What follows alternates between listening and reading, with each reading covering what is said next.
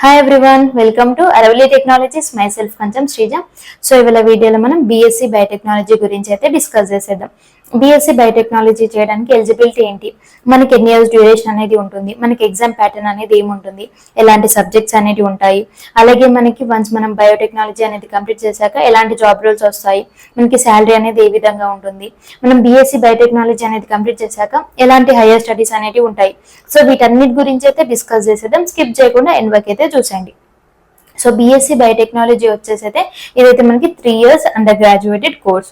So BSc biotechnology చేయడానికి intermediate అనేది complete అయిపోయి ఉండాలి. ఇంటర్మీడియట్ లో ఏంటంటే బైపీసీ స్ట్రీమ్ నుండి ఉన్న వాళ్ళే బీఎస్సీ బయోటెక్నాలజీ అనేది అయితే చేయొచ్చు.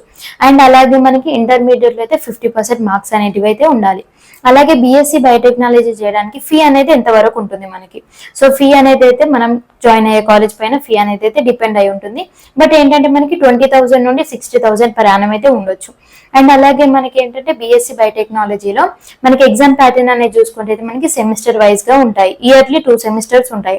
సో టోటల్ గా మనకి 3 years కాబట్టి సో మనకి టోటల్ గా 6 semesters అనేటివి అయితే ఉంటాయి. సో మనకి బీఎస్సీ బయోటెక్నాలజీలో సబ్జెక్ట్స్ అనేటివి చూసుకుంటే బయోకెమిస్ట్రీ ఉంటుంది, జెనెటిక్స్ ఉంటుంది, మైక్రోబయాలజీ ఉంటుంది, మాలిక్యులర్ బయాలజీ ఉంటుంది. సో ఇలాంటి సబ్జెక్ట్స్ అనేవి ఉంటాయి. అలాగే మనకి agriculture biotechnology, medical biotechnology, environmental biotechnology, industrial biotechnology, వీటి గురించి కూడా మనం అయితే ఈ బీఎస్సీ బయోటెక్నాలజీలో అయితే తెలుసుకుంటాం.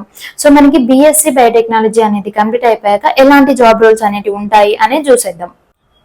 బయోటెక్ ప్రొడక్ట్ మేనేజర్ ఉంటుంది, బయోటెక్ క్వాలిటీ కంట్రోల్ అనలిస్ట్ ఉంటుంది, అలాగే బయోటెక్ ప్రొడక్ట్ రిప్రజెంటేటివ్ ఉంటుంది, బయోటెక్ ఆంటర్ప్రెన్యూర్ ఉంటుంది. సో ఇలాంటి జాబ్ రోల్స్ అన్ని కూడా మనకి వన్స్ మనం బీఎస్సీ బయోటెక్నాలజీ అనేది కంప్లీట్ అయిపోయాక ఉంటాయి. సో మనం శాలరీ అనేది చూసుకుంటే అయితే 3 lakhs నుండి 4 lakhs per annum అయితే ఉంటుంది. సో మనకి ఎక్స్పీరియన్స్ అనేది ఇంక్రీజ్ అయిన కొద్ది కూడా శాలరీ అనేది అయితే ఇంక్రీజ్ అవుతుంది. అలాగే మనం చేసే జాబ్ రోల్ ని బట్టి కూడా శాలరీ అనేది అయితే ఉంటుంది. అలాగే మనకి వన్స్ మనము బీఎస్సీ బయోటెక్నాలజీ అనేది కంప్లీట్ అయిపోయాక హైయర్ స్టడీస్ అనేటివి చూసుకుంటే అయితే మనకి ఎంఎస్సీ ఇన్ బయోటెక్నాలజీ ఉంటుంది, ఎంఎస్సీ ఇన్ మైక్రోబయాలజీ ఉంటుంది, ఎంఎస్సీ ఇన్ బయోకెమిస్ట్రీ ఉంటుంది, ఎంఎస్సీ ఇన్ బయో ఇన్ఫర్మేటిక్స్ అనేది ఉంటుంది. సో ఇవి వచ్చేసి మనకి హైయర్ స్టడీస్ మనము వన్స్ బీఎస్సీ ఇన్ బయోటెక్నాలజీ అనేది కంప్లీట్ అయిపోయాక అయితే ఉండే హైయర్ స్టడీస్. సో ఇది వచ్చేసి బీఎస్సీ బయోటెక్నాలజీ కోర్స్ యొక్క డీటెయిల్స్. మీకు ఇంకేమైనా డౌట్స్ ఉంటే కామెంట్ బాక్స్ లో కామెంట్ చేయండి. మీకు ఇంకేమైనా డీటెయిల్ గా వీడియో కావాలి అనుకుంటే కూడా కామెంట్ బాక్స్ లో కామెంట్ చేయండి. మనం నెక్స్ట్ వీడియోలో మాట్లాడుకుందాం.